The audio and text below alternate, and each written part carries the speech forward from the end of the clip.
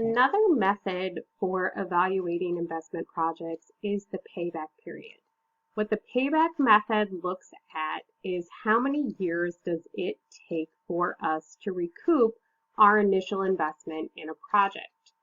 So we would prefer projects with shorter payback periods because they're more liquid.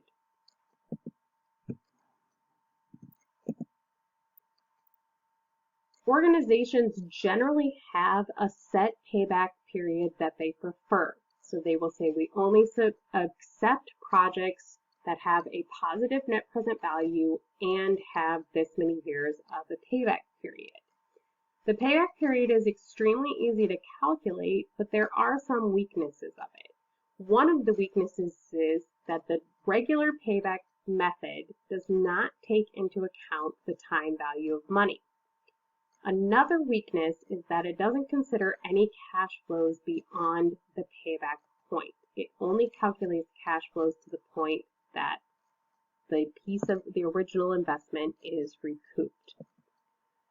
So the payback calculation with uniform cash flows is our net initial investment divided by those annual cash flows. If we have non-uniform cash flows, then we need to show the cash flows period by period and just subtract each year's amount until we've covered that initial investment.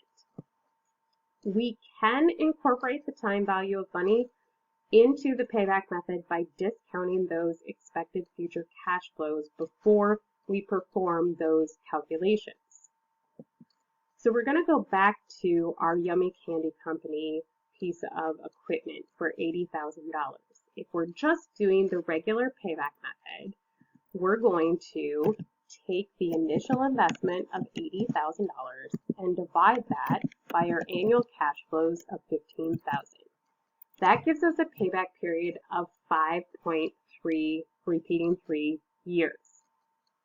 If we're going to do the discounted payback method, then we need to go back to the time value of money tables, and we have to discount each year individually.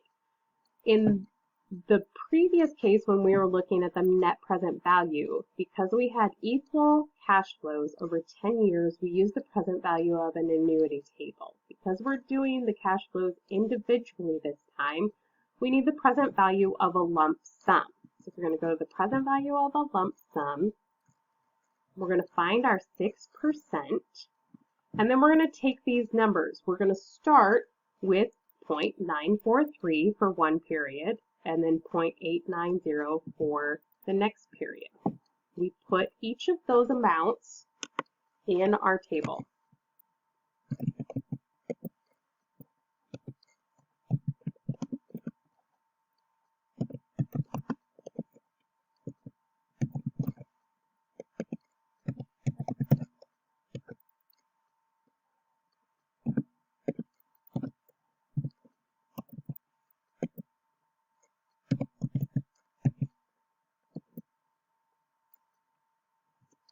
We already know that we pay it back in 5.3 years, so we don't need to do all 10 years. We take the 15,000 times our factor to get the discounted cash flow.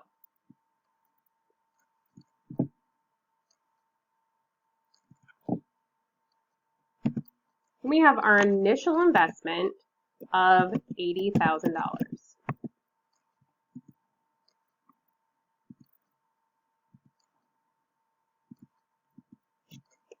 So we're going to calculate,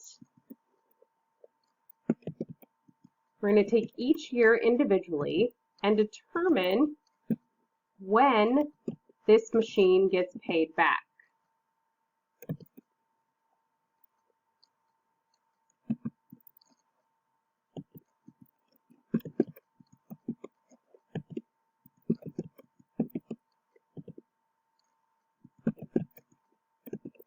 Now we know it should be sometime in the 5th year, but because we've discounted the cash flows, it may actually take a bit longer.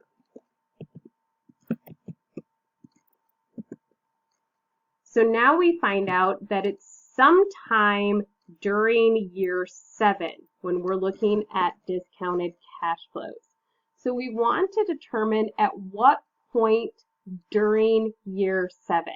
So now that we have a remaining amount of $6,245, we're going to take that divided by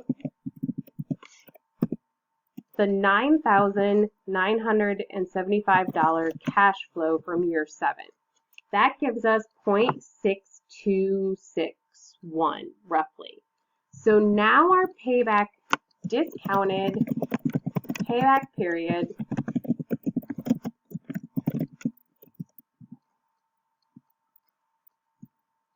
is 6.63 years.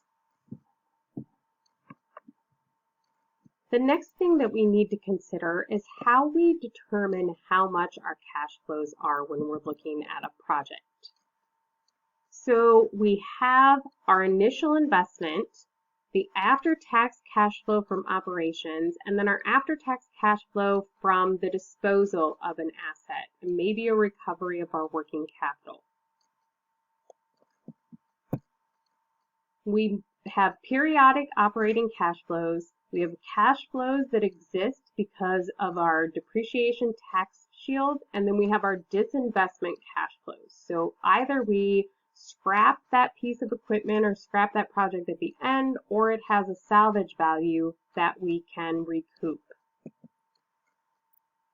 Different cash flows include our asset acquisition.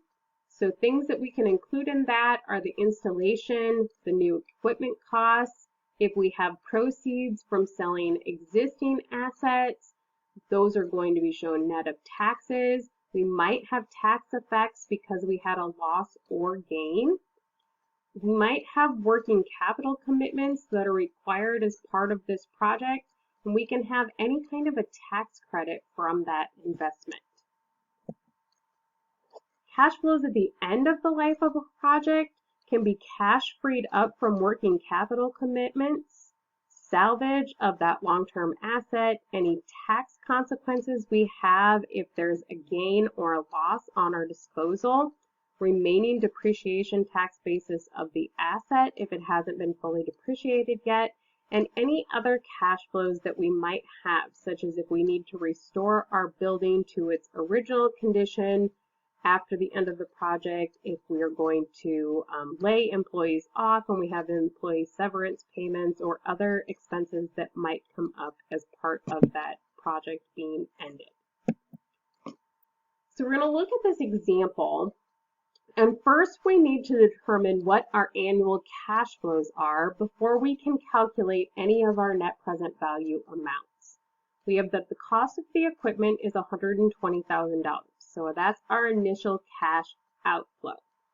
Then we have reduced annual labor costs of $40,000. That means we have a cash savings of $40,000 every year because we've reduced our costs, which is going to boost our net income. The estimated life of this equipment is 5 years. We have no disposal value. Our after-tax cost of capital is 8%, and our tax rate is 25%. So we have to determine what our annual cash flows are net of taxes. So we already know one of our cash flows is this $40,000 in savings.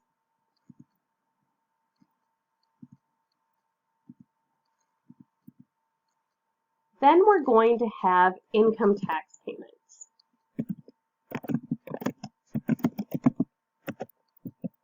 So because we increase our net income by $40,000 a year by reducing our annual labor costs, we're going to have to pay more tax on that net income. So we're going to take that amount times our 25% tax rate.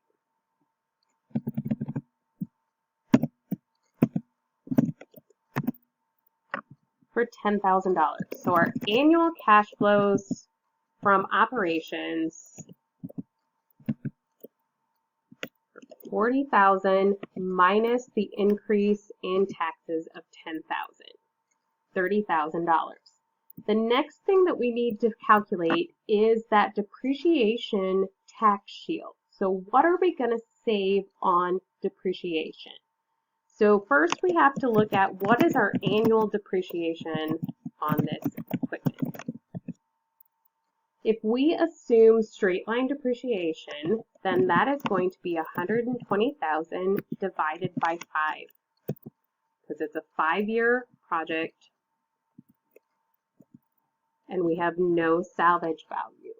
Then we need to know the income tax effect of that depreciation. So we take the amount of the depreciation times our 25% tax rate, which is $6,000. So our income tax shield from depreciation is $6,000. That tells us that our annual cash flows for this project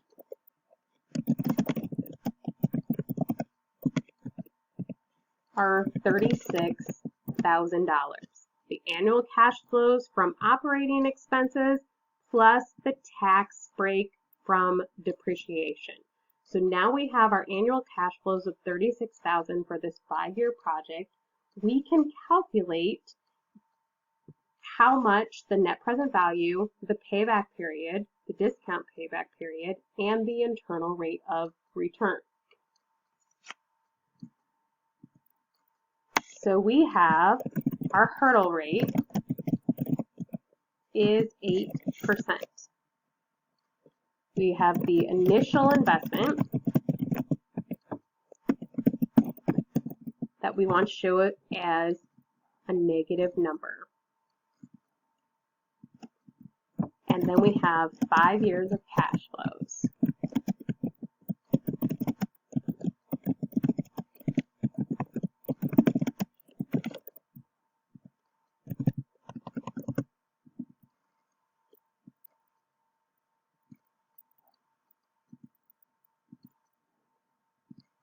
Now we can calculate what our net present value is.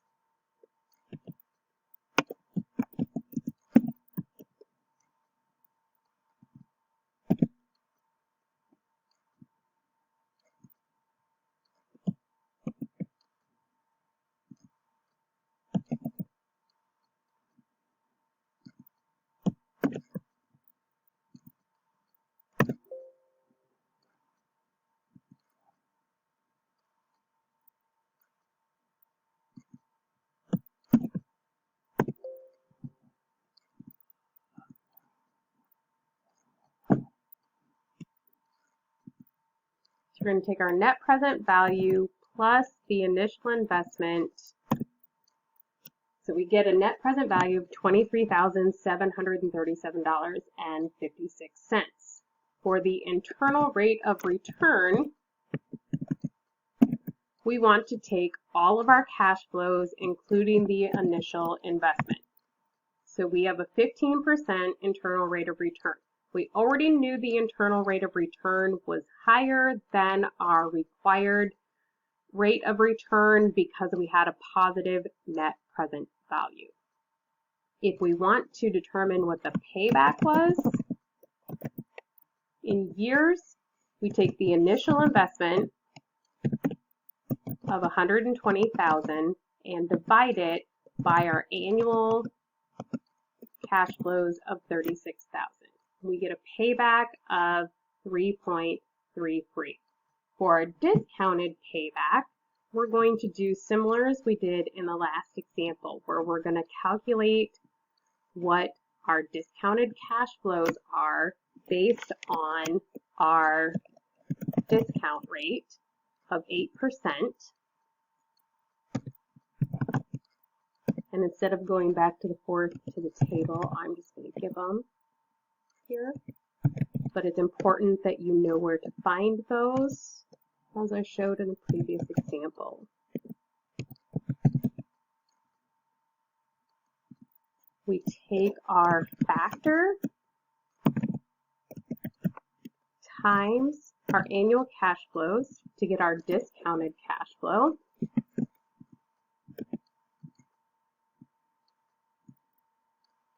And then we have our initial investment plus the cash flows.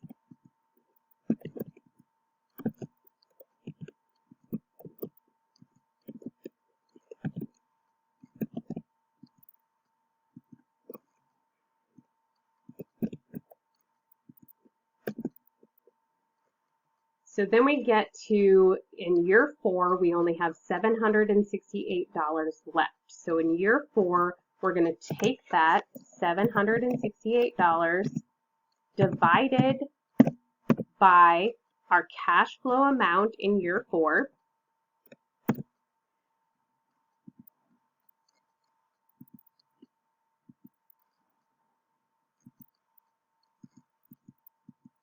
And that gives us 0.03. So that tells us that our payback period, or discounted payback period,